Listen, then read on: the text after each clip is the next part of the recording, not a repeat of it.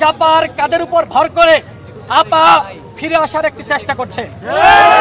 আজকে যখন আমরা মশাল মিছিল শেষে আমি এবং নুরুল হক নূর কথা বলা শুরু করব, প্রেস ব্রিফিং চলা অবস্থায় সেনাবাহিনী এবং পুলিশ বাহিনী আমাদের কার্যালয়ের সামনে এসে হামলা চালিয়েছে।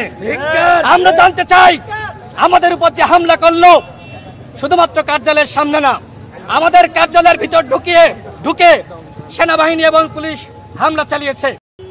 আমাদের উপরে আওয়ামী লীগের আমলেও এইভাবে তারা হামলা করতে সাহস করে নাই।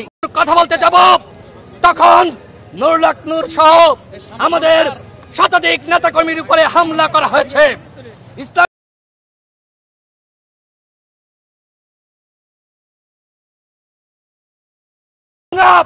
কারোর পা ভাঙা, কারোর চোখে আঘাত লেগেছে, কারোর মাথায় আঘাত লেগেছে।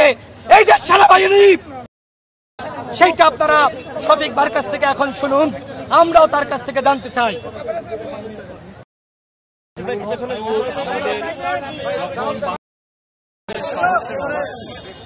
ব্যবস্থা নিবেন।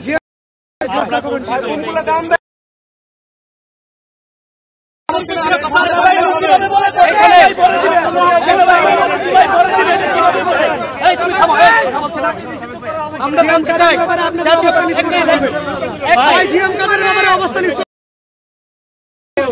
অন্তর্বর্তীকালীন সরকারের আইন উপদেষ্টা তিনি আসতেছেন। আমাদের সংবাদ সম্মেলন এখন শুরু হবে। আপনারা নিশ্চয়ই নুরুল হক নূরের অবস্থা দেখেছেন। মামুন কথা বলুক।